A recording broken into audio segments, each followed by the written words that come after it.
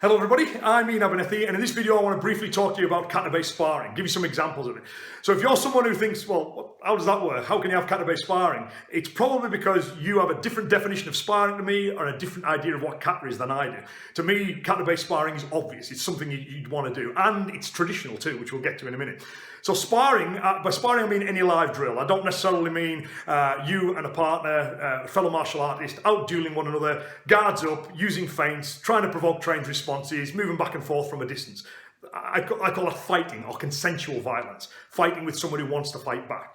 What we're talking about here is non-consensual violence, which is self-defense, right? Which is when I want to keep myself safe from someone who wants to harm me. So we're doing live drills for that. Now, the kata is very misunderstood. Right? If you don't see how kata would work in a real fight or self-defense, it's probably because you don't really understand what kata is.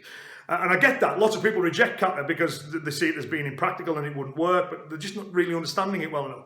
Kata, when understood, can be seen to be a collection of close-range techniques and drills for, again, dealing with a self-defense scenario. So loads and loads of other videos on the applications of kata and how that should work, so I'm not going to get too far into that here. What I want to talk to you is about the link between the two.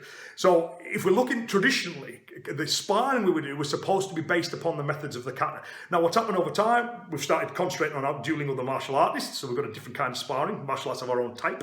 And the ideas of kata have shifted. People don't get it. So the two now seem, well, how can you get them to fit together? And you can't. If that's what you mean by sparring, out dueling another martial artist, and you've got a faulty view of kata, those two will never fit together. We need to go back a bit. We need to go back to the source. What were the old masters doing? Now, Gichin Funakoshi, the founder of Shotokan, said sparring does not exist apart from the kata, but for the practice of the kata. Choki Motobu said that sparring is an actual fight where we use the techniques of the kata to grapple with an opponent. Miyagi, the founder of Goju, said through sparring one will identify the practical meaning of kata, and on and on and on. This link between kata and kumite, kata and sparring, was well established in the past. And it's because of how they were practicing both back then, was the two were very closely aligned. I suggest that's what we need to return to. So what we do is we have a four-stage model. We learn the techniques, the kata, we learn the kata. We learn properly what those techniques represent. We do the two-person drills, we learn those techniques, we drill them on pads and impact equipment, we practice what the kata has shown us how to do. The next thing we do is we need to understand that the kata is giving us a specific example. We need to be able to adapt and vary it, all right? So as like Funakoshi said, he goes, always perform kata exactly, combat is another matter. And when Genwa Nakasone was expanding on that in the book Karate Do Taikan, he said, never be shackled by the rituals of kata, but instead move freely according to the opponent's strengths and weaknesses. Loads of other masters said the same things. Like Motobu said, it's important we understand the principles of kata so we can bend with the winds of adversity. The kata is an example of concept. Real fights are variable, so we need to be able to vary the movement in accordance with good combative principles. So we need to understand the principles that are at work there too. And then we need to gain live experience of doing it. That's the four-stage approach. Learn the kata, learn the bunkai, identify the underlying principles so we can adapt and vary, gain live experience of doing it. So it's a gain live experience of doing it bit I want to concentrate here. So recently I was doing a kata-based sparring drill, because it's not just one type of sparring, there's lots of kata-based sparring drills depending on the level of the student and the objective. We've got drills where we deal with weapons, multiple opponents, protecting people, escaping, we've got a whole host of them. But on this particular day, we were just working one on throwing, a kata-based sparring drill for throwing. As part of this, the striking and the gripping was completely and utterly free. Just, okay, do whatever you want on that front. So what I've done here is one of my students videoed it, so I've taken little clips, and what I want to show you is how you can see these kata techniques being done live in a more free-flowing way. So this is a kata-based sparring. So I've got about 4 or 5 examples which will hopefully help make clearer to people how kata and sparring are supposed to work, because live training is a must.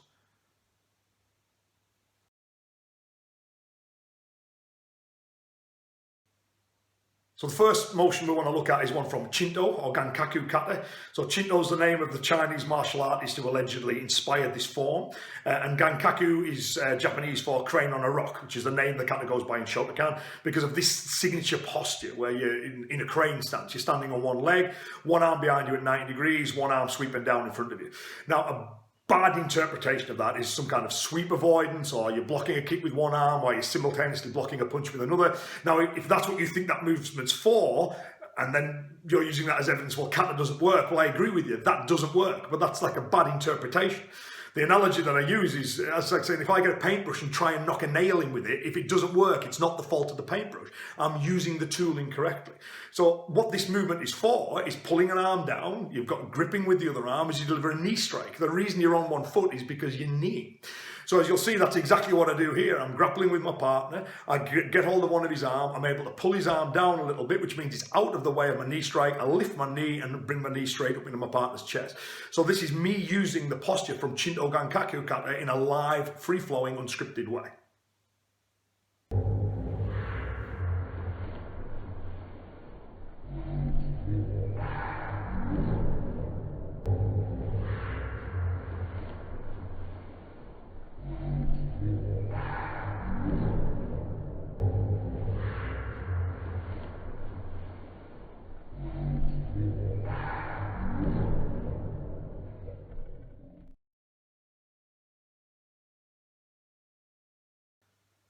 So the next thing we have is the use of the returning wave kicks that we find in Naihanchi Shodan, or Naihanchi, also called Tekki Shodan in Shotokan. It's a movement where the foot comes up, and again, the idea of this is that we're kicking the enemy's knees. So we're clinched in really tight. Now, of course, a lot of modern karateka only think of fighting other karateka, so they think of it being a long distance thing. Karate is a long distance thing. So as a result of that, when you see this movement, they go, oh, I don't know, it must be avoiding a sweep, right? Which it's not. It's for kicking the insides of the knees. Now, what kata is good for is telling you, when you understood correctly, is telling you what to do. It can never give you the timing. It can never give you the when to do it. You can only get that through live practice, which is why taking the kata techniques into live practice has to be part of the process. So if you look at this example, what you'll see is as a partner moves me, as my weight lands on my right leg, my partner kicks it at that point. His timing's brilliant because as my weight's fully onto it, so it's difficult for me to move it, and if he'd followed through, it would have been an injurious kick. I realise what he's doing. As my weight lands, I feel him shift. So what I try and do is I bring my knee across in the hope of trying to block it with my leg. I'm not quite quick enough. He manages to get the foot to make contact. What I then do is, again, now that he's put the idea in my head, I decide I want me some of that. I want to do the same kick. As he moves towards me, following that sequence, again, I kick it as his leg is moving forwards. So you see the Naihanchi techniques being used here, but you also see the examples of timing being used. So we have a partner, Tim, does it brilliantly, and I make a reasonable job of doing it too, that we're kicking the knees at the right time. And again, you can only get that through live practice. So here's the Naihanchi returning wave kicks being used in live sparring.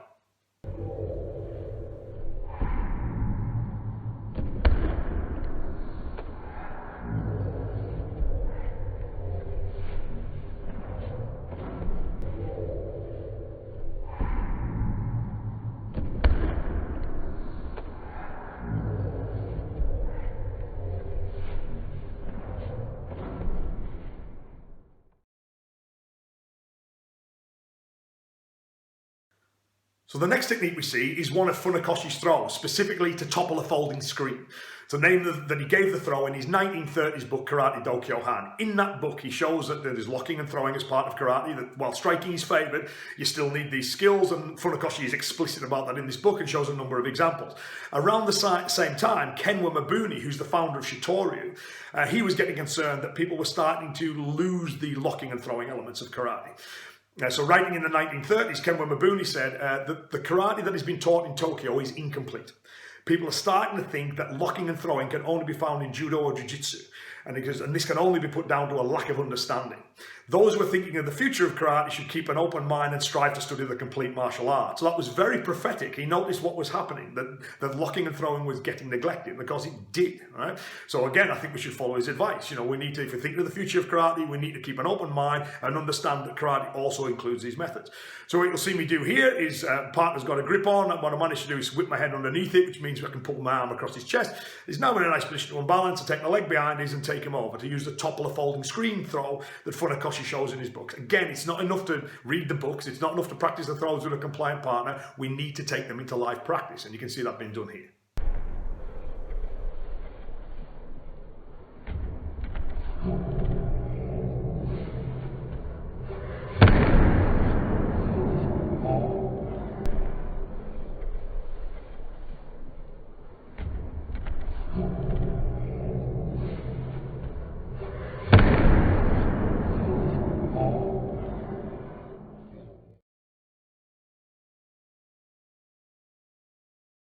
So in this next example, we've got a little bit of Jion versus Naihanchi or Tekki, right? So Jion kata begins with this kind of hand position. Again, it's often misinterpreted and given some kind of symbolic meaning. All it is grabbing the back of your partner's neck so you know where his neck is, and then grabbing his throat, right? So you're doing this kind of thing. Very simple technique. What you'll see here is that's what my partner does, right? He has a hand on my back and neck and he reaches up to try and do my throat. So he's using the open movement of Jion kata. Of course, in sparring, he's not going to dig his fingers in and grab really hard, but if he can get his hand to it, he could have got his hand to it and squeeze. So that's good for him and bad for me. As he goes to do this, I'm taking a sideways position. I'm stepping back. The reason I'm doing that is to create space to strike. Now, if you think of Naihanchi kata, it's sideways on. Now, a big thing that people don't understand is the embisen, the line of the kata, the directions we move in, is supposed to tell you the angle that you assume relative to your enemy. It's got nothing to do with people attacking you from different angles. Again, we have clear historical evidence for this. So Ken Wamabuni, again, writing, he said, the purpose of angles in kata is not well understood. This has led to some people saying things like, this kata moves in 8 directions, therefore it is for fighting 8 people, or some other such nonsense. Right? Mabuni then goes on to explain that the angle represents the angle you assume relative to your enemy. So what I do is I move backwards, I'm doing the opening movement of Naihanchi. So I'm sideways on with my arm stuck out to the side. As my partner reaches up for my throat, I feel that happening, so I swat it down. Now at that point, I've got one arm stuck out, I've got my hikate pulled back to my hip. It's the opening movement of Naihanchi kata. Having stripped his arm down, I know there's an opening there, so I come in and deliver my elbow strike. My hand is on the side of his head, which means I can feel where my enemy is. So if he moves anywhere, I know where he is and I can do it. Now obviously in sparring, it would be nice, I just touch the elbow in, but you can see that here. So my partner's using proprioception from Jion, feeling where I am to get his throat grab in. I take the angle as instructed by the embisen of the kata. I use my hand to locate where he is. This proprioception idea, feeling is quicker than seeing, it's more accurate, it would respond a lot faster that way. Big part of tactile awareness is what kata does. I strip the hand down so the hikate is not on my hip for no reason. It's doing a job. It's pulling his arm out the way. I can then, now that there's a gap, there's an opening, the husband and wife hands concept, you know, the hands helping one another. One hand telling me where the head is, the other one getting the arm out the way, continues to tell me where the is so the other one can hit. I then throw my elbow strike. So this is Jion from my partner and countered with movement from Naihanchi from me.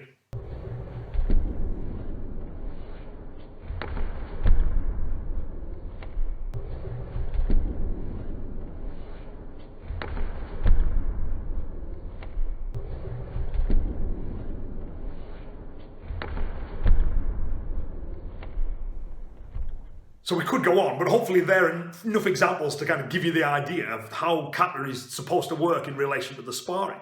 As we said, all the old masters were very clear there should be a link between the kata and the sparring. Kata is not an alternative to live sparring, it's a thing that tells us what to do within that live sparring. We learn the kata, we learn the drills from that, we will learn how to adapt and vary, because, you know, fighting, there's lots of variables in combat. We need to be able to take those into account. And then what we do is we gain live experience of actually applying it. Then when I come back to do my kata again, it's a rehearsal. It's a chance to remind myself of these key concepts and ideas. If I've got a partner, I'll train with a partner. On the days I haven't got a partner, I can practice the kata. This rehearses the lessons that I've learned from the sparring, the drills and everything else. And it also gives me a chance to visualize it with full intent. When I'm drilling it with a partner, I'm always doing it with control. There's a fault there. You know, I'm not actually hurting my partner when I do this stuff. You know, I'll put my elbow on the side of his head, but I don't smash him with the bare elbow.